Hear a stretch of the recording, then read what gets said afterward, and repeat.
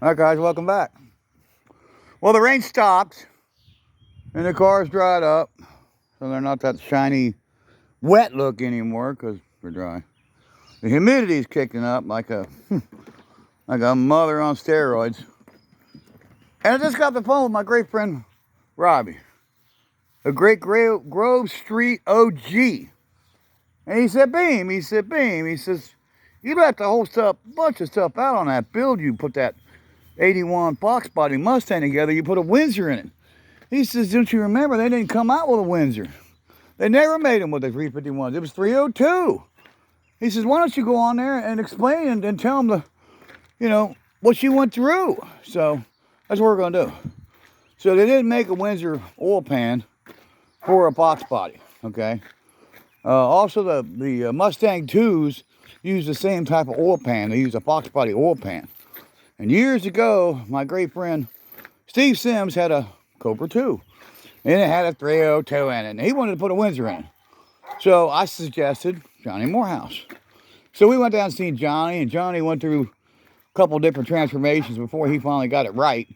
And he did get it right. We had to take the Windsor motor over there. And he took a 302 oil pan that was a Fox body. And he took a 351 Windsor oil pan. And took 2 oil pans and made it work. Well, when we first installed it in the Mustang 2, it hit. So we had to take it back out. We couldn't get the motor mounts bolted up. And we pulled it. Then we put it over there, back in the Morehouse weld, and he tore it down and cut it apart and put it back together. We installed it again, still wasn't right. This went on like 3 or 4 times. We had that engine in and out of that Cobra from my great friend Steve Sims, in and out like a yo-yo. We finally got it. He put it together. Car ran great, and he sold it. Well, he sold to a friend of mine, and that friend of mine was one of the Blevins boys, Neil. And that car ran good. And I remember running into him on the road one night, and he wanted to, actually during the day, he wanted to race. So I was in a GT 66 Cyclone that belonged to my father's father, was my grandfather's. And I dragged him with that thing, and I figured I was going to dust on him and beat on him. But he had a little 4-speed in it, and he got me. He got me out the line and, got me down the old 32, got me down the old track, the old street race we used to do on Route 32 from Frisch's Mount Carmel to Bell's Lane. And he got me, but the only reason he got me was he was able to wind it up and dump the clutch, and all I could do was hammer that 390 GT Cyclone. So he got me, but that's the only reason he got me was he was naturally lighter, he had 4-speed, and he got me off the line. If it was from a roll, I don't think he could have got me unless he would have, of course he would have either shoved the clutch and then tacked it and then dumped it, But if he had just had to just nail it like I did with an automatic, he wouldn't have touched that car. There's no way. But so anyway, so we went through a transformation with this Fox body. And what I did was, at the time, the Fox body 351 Windsor pan was available. But I didn't know that. So what I did was I took a truck engine that engine came in. So it had a truck oil pan on it for a van. And then I took a 302 oil pan made for a Fox body. And I took the engine over to Morehouse's, and he built the oil pan and got it right the one time because it went in a Fox body. It didn't go in a Mustang 2 body. It's a little bit more clearance, difficult, a little more trouble. And he built an oil pan for it. And he got it right the first time. Of course, he had plenty of practice. So this has got an oil pan that was made for a Fox body. Also put together with a truck oil pan and cut apart and welded together, and that's what you got down there. I don't know if we can even see it. Kind of looks kind of rusty. Let's see if we can get the phone in there. And that's what you got. That's what that oil pan. I thought sure I painted it, but it didn't look like it. All rusty looking. But that's what's in there. And then my great friend Rondo says, hey, he says, I got a Ford Elite. He says, I got a Windsor for it and it had a 302 in it. He says, so I'm going to put this Windsor in there. I said, okay. So we pulled the motor out. What was in there? It had a 351, it had a 351 Windsor in it. So we pulled the Windsor out. We put another Windsor in it. But the engine he had was a engine that had a Fox body oil pan on it. It was a Windsor with a Fox body oil pan. And so we had to do some serious stuff on that. And I ended up taking, I needed a front dump pan, regular car pan for it. And I ended up buying an oil pan for him. So I bought him an oil pan that fits that car, which is a front dump, offline. And I ended up, at the end of the deal, I ended up with a 351 Windsor Fox body oil pan. So I got one here that's all ready to go for the next one. So here it is. Here's our Fox body 351 Windsor oil pan for the next car I ever get around to doing. A quarter panel for my Omega. And there it is. It's the Fox body pan Windsor oil pan. And this is how you can tell. It's got the double hump. There you go. So the next time I get another Windsor wants to go in a Fox body, who knows, I might sell that pan, but you know, I'm going to hold on to the pan. And there's the pickup tube for it, because I got a Windsor and I got a Fox body. But I may build another one. I do have other engines around here. I have a, see, what else do I have? I think I got another engine. I do. I got a 302 coming out of a 289 coming out of a 65 Mustang. And, well, that motor won't work. I'd have to have an old 302 pan. But who knows, you know, maybe I'll come across another Windsor. I don't think I got another Windsor out. No, I don't. No, I don't. I don't have another one. I do have a couple other Windsors. I got one in the Mach 1, and I got one in that Mustang right there, that LX. But there's my backup oil pan for that motor. And it's, you know, it's a double sump. It's got 2 drain plugs in it. And it's super cool. And my great buddy Robbie says, hey, you didn't even show that. You didn't even talk about all that work you went through. And yeah, it was work, because I had to load the Windsor up in the back of a truck, take it over to Johnny Morehouse's, drop it off with 2 oil pans. Then I had to go back and get it, and then reinstall it in that Mustang, you know, and then the LX Mustang. So it was a pain in the butt to do. But it wasn't as bad as the one I did for Steve Sims. We had that engine in and out like 4 times before Johnny Morehouse was ever get it right. But the clearances on a Fox body is different than the clearances on that engine. It's huge. It's a huge amount of difference. So there's that. And this is my great Fury, my 74 Plymouth Fury, or excuse me, 73 Fury 3, right there, Fury 3 that we have here. So for all you C-body lovers out there you go. All your C-bodies out there, lovers out there you go, guys. There's my 73 Fury 3. Like the movie, what was it, Thunderbolt and Lightfoot. They had a 2-door in that movie, black. And it was all jacked up, you know, going down the road, you know. It was pretty cool, you know. And I always wanted to, you know, have that car, but it never materialized. And I ended up getting one like this because when I was a kid in 73, 74, my brother was driving. My brother graduated high school in 76?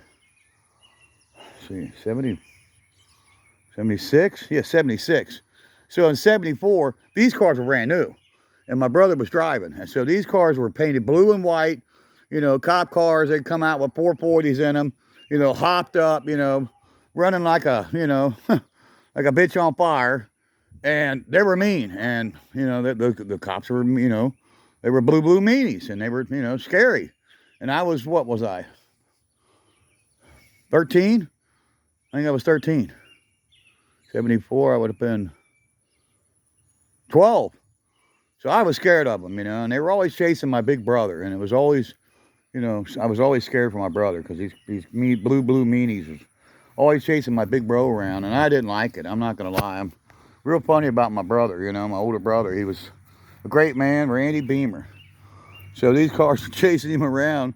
This body style was chasing my great brother around. And I was always petrified of him. I remember running from him, you know, with him, you know, on foot one night. We went to a pool party, and the pool closed at like 9 o'clock normal, 9, 10 o'clock, and it was way after hours. And the swim club had, they had, you know, people that worked there, and they were, you know, I believe it was the guy that was in charge of the swim meets They were, you know, what do you call them guys that get up on the little pedestal there? They're the swim guards. So they were having a party, and we stuck around. And I was way too young to be at that party, but I was at the party. I followed my brother everywhere he went. And I was at the party, and we were having a good old time there.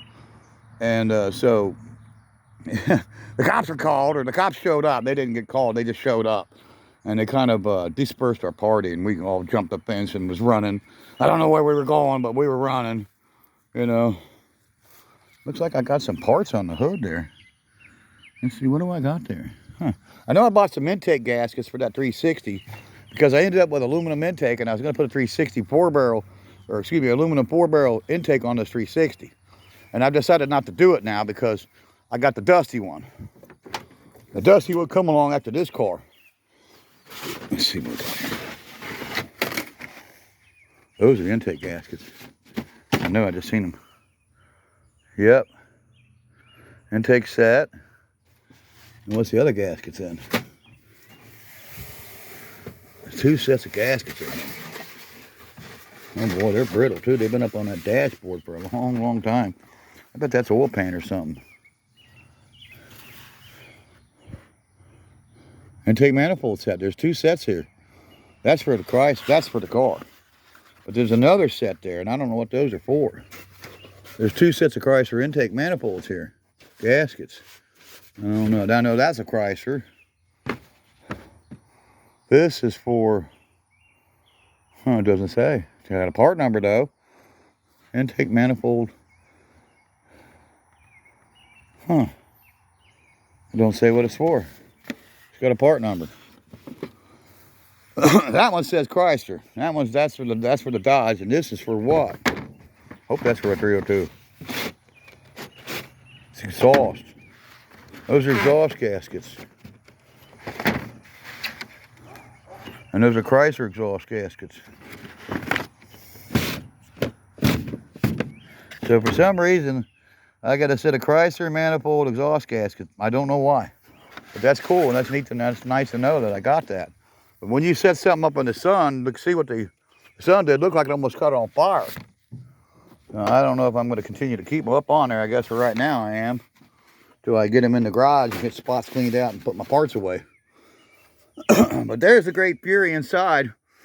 I tore it all apart in there because I had to pass the rust, the frame and stuff. And I just haven't finished putting it back together. This car does run, it drives, it stops, it moves. Does everything it's supposed to. But it's running on a gallon jug with an electric fuel pump. You know, clickety-clack fuel pump, 12-volt operated fuel pump. So I got some more work to do to it. But it's cool anyways, you know. We like the car. Got a little water in the seat. Apparently it's leaking a little water when it rains, and it never did that when we first got it. So I don't know where the water's getting in at. I need to research that. See where the water's getting in at. I don't know. Maybe it's a seal or something. Oh, could be the seal. No, seal's there. What's that? There's just some kind of seal there. That could be causing it. That could be causing it not to shut all the way. And get a seal. This thing never leaked. I remember sitting in it when we first bought it. Okay, well, we'll see how it does now. Because there's a seal right here. All the way around that.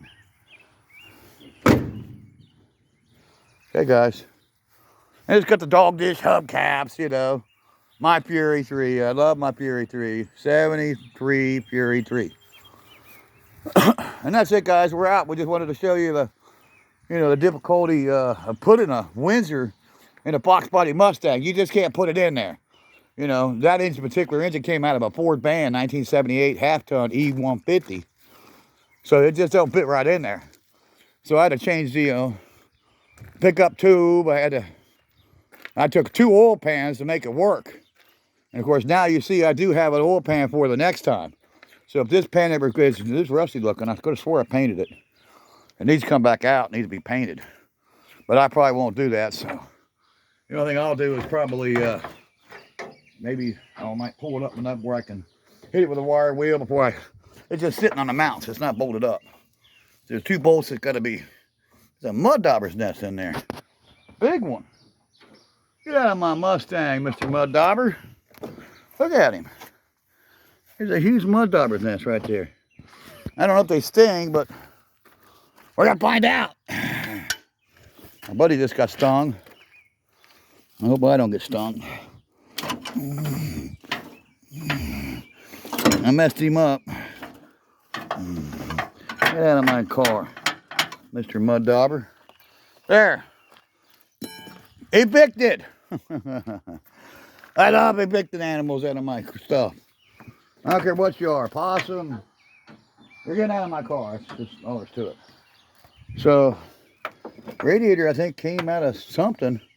It just fits in there nice. It's even got the radiator brackets. It's got a bolt the alternator up, motor mounts, put some exhaust, slam a distributor in it, and a battery. And see if we can get some spark on it. I think I'm going to go ahead and buy a. I was thinking about buying an electronic ignition port. You know, not electronic, but an HEI. They make these GM distributors for these Fords that are just so easy. But it's going to be about 50 bucks. And last time I priced one. And you need a cap, and then you need wires.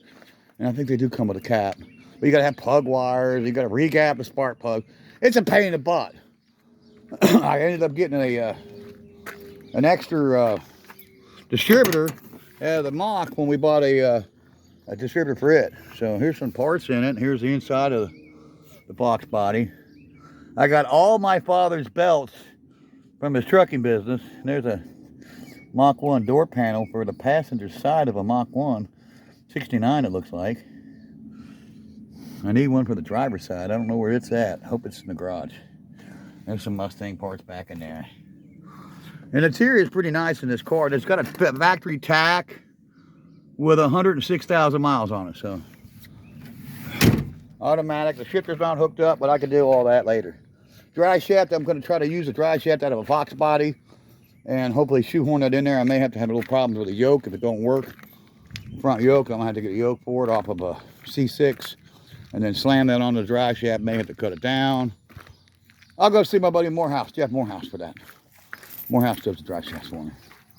And that's it, guys. So I wanted to show you how hard it was, how much difficulty it is to put a Windsor, you know, in a box body if you don't have a pan. You know, you can buy one now that's ready to go, you know, but at that time, they weren't ready aftermarket. You had to, you know, make one. And we took 2 oil pans, the great Johnny Morehouse, and he made one for me. So here's all the Mustangs you've seen in the last video, the last couple videos.